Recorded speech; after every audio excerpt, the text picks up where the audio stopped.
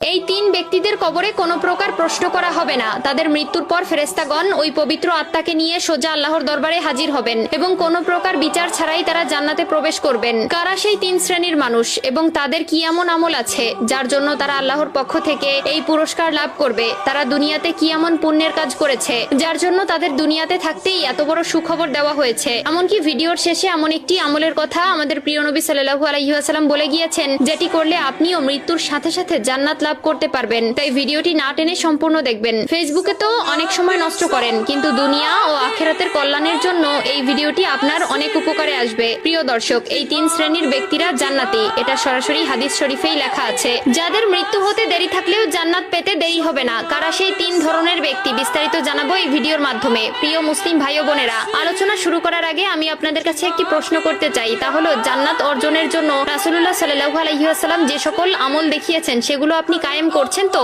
যদি করে থাকেন এবং প্রিয় নবীকে অন্তর থেকে ভালোবেসে থাকেন তাহলে কমেন্টে আলহামদুলিল্লাহ লিখে যাবেন। আর যদি শুরু করবেন ভেবে থাকেন তাহলে ইনশাআল্লাহ লিখে যাবেন। ভিডিওটি শেয়ার করার মাধ্যমে অন্য সকল মুসলিম ভাই বোনদের মাঝে ছড়িয়ে দিন। আপনার একটি মাত্র শেয়ারে এই তিন প্রকার জান্নাতি ব্যক্তিদের সম্পর্কে অন্যরাও জানতে পারবে। প্রতিটি মুসলিম ব্যক্তির স্বপ্ন পরকালে জান্নাত লাভ করা। আমরা প্রতিনিয়ত হাজার আমল করে থাকি, কিন্তু কেমন হবে যদি জান্নাত আপনার জন্য অপেক্ষা করে? আপনি যখনই মৃত্যুবরণ করবেন সাথে সাথে জান্নাতের দিকে অগ্রসর হবেন। শুনে আশ্চর্য হচ্ছেন? হ্যাঁ, এমনই তিন ধরনের ব্যক্তি আছে, যাদের মধ্যে প্রথম কাতারের ব্যক্তিবর্গরা হচ্ছেন যারা শহীদ হয়েছেন। এখানে শহীদ বলতে উল্লেখ করে তাদেরকেই বোঝানো হয়েছে যারা দ্বীন ইসলাম প্রচার ও তার রক্ষায় সশস্ত্র কাফেরদের হাতে নিহত হয়েছেন। তবে মহানবী সাল্লাল্লাহু আলাইহি ওয়াসাল্লাম এই এক শ্রেণীর লোক ব্যতীত আরো কিছু মানুষদেরকে শহীদের খেতাব দিয়েছেন, যারা মূলত দুর্ঘটনায় মৃত্যুবরণ করেছেন, তবে আত্মহত্যাকারী চির জাহান্নামী। দ্বিতীয় শ্রেণীর ব্যক্তিবর্গরা হচ্ছেন তারা যারা জুমার দিন বা রাতে মৃত্যুবরণ করবেন। আমরা সকলেই জানি হাদিস ও কোরআনে জুমার দিনকে সাপ্তাহিক ঈদের দিন বলে ঘোষণা দেওয়া হয়েছে